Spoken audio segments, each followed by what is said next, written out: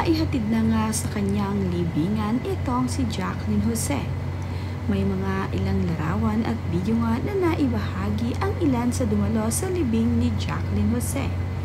Naging pribado nga lamang sa mga kaanak ni Andy Eigenman at mga kaibigan ni Jacqueline Jose ang kanyang naging libing.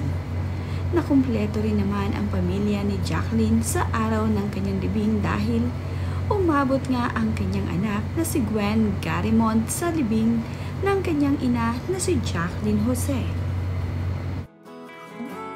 Marami rin nga sa kapamilya at mga kaibigan ni Jacqueline Jose ang dumalo sa libing ni Jacqueline.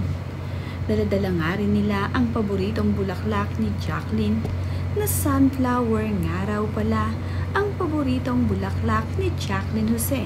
Kaya naman, ito ang inialay nila dito kay Jacqueline. Kapatid naman ni Andy Eigenman na si Stevie Eigenman ay nandito sa libing ng kanyang tita Jane. Kasama nga ang kanyang mga pamangkin dito sa kanyang kuya na si Gabby Eigenman. Marami nga rin ang naglibing dito sa nanay ni Andy Eigenman na si Jacqueline.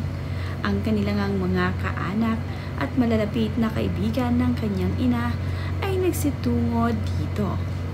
Kagaya na nga lamang ng mga anak ni Nadia na nandirito sa libing ng kanilang tita Jane. Ito namang si Pilmar Alibayo ay talaga namang nakiramay din dito kay Jacqueline Jose at nakiramay nga siya ng ilang araw sa burol ni Jacqueline. Kasama nga ang kanyang anak ay naabutan din nila itong si Jacqueline habang ito ay nakaburol pa. Hindi rin pinalagpas ni Pilmar ang pagkakataon na hindi siya makadalaw sa kanyang magiging biyenan na sana. Mayroon naman ngang mga bulaklak na kinalas-kalas ang mga petals nito. Ito nga ay kanilang hinihagis dito kung saan ililibing itong si Jacqueline Jose. Inihagis nga ito ng mga nakipaglibing dito sa kanyang abo. At sinabi nga nila na ito nga ang final red carpet ni Jacqueline Jose at na maalam na nga sila dito. Nagkaroon din ng pagpapalipad ng mga paru-paro dito sa libing ni Jacqueline Jose.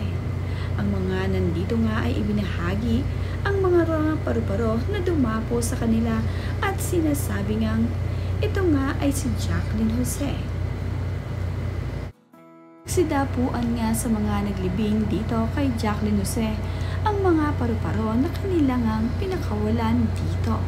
Ito nga ay nagsisilbi ayon sa kanila na si Jacqueline Jose na nagpapasalamat sa mga naroon at nagpaparamdam nga sa kanila na itong araw ay si Jacqueline. May nagpost pa nga na habang nandun sila at inililibing itong si Jacqueline ay hindi nga daw umaalis sa kanyang mga kamay ang paru-parong dumapo sa kanya.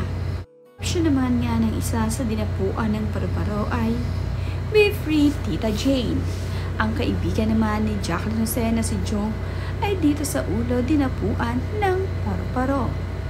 Ang ilan naman ay ang hawak nilang mga bulaklak ang dinapuan ng paru-paro. Nakakatuwa naman nga na sa huling pagkakataon ay nakapagpaalam din itong si Jacqueline Jose sa kanyang mga kaibigan at nagsisilbi nga siyang paru-paro na nagbibigay paalala na mahal niya ang mga ito.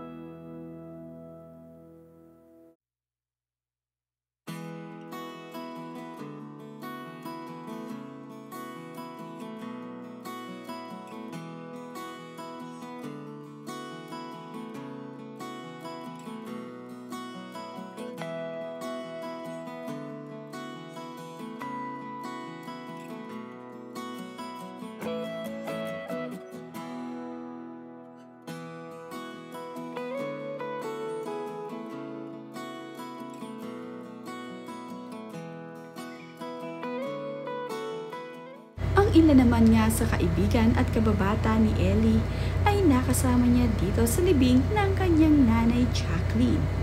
Nagpakuha pa nga ang mga ito ng larawan. Ang larawan namang ibinahagi na ito ni Ellie Ejercito at ng kanyang kaibigan ay inirepost nga lamang daw nila at inulit ang kanilang ganitong post. Nag-post na rin kasi noong mga 4 years old pa lamang itong si Ate Ellie at ang kanyang kaibigan. Nakapagpaalam din itong kaibigan ni Jacqueline Jose sa kanya. At ito namang si Jake Ejercito ay nakapagbigay pa ng huling mensahe para dito kay Jacqueline Jose. Malungkot naman ang pagbabahagi ni Jerica Ejercito ng view na ito na mayroong caption na "Paalam Tita Jane." Nakakalungkot naman nga na wala na ngayon itong si Jacqueline Jose.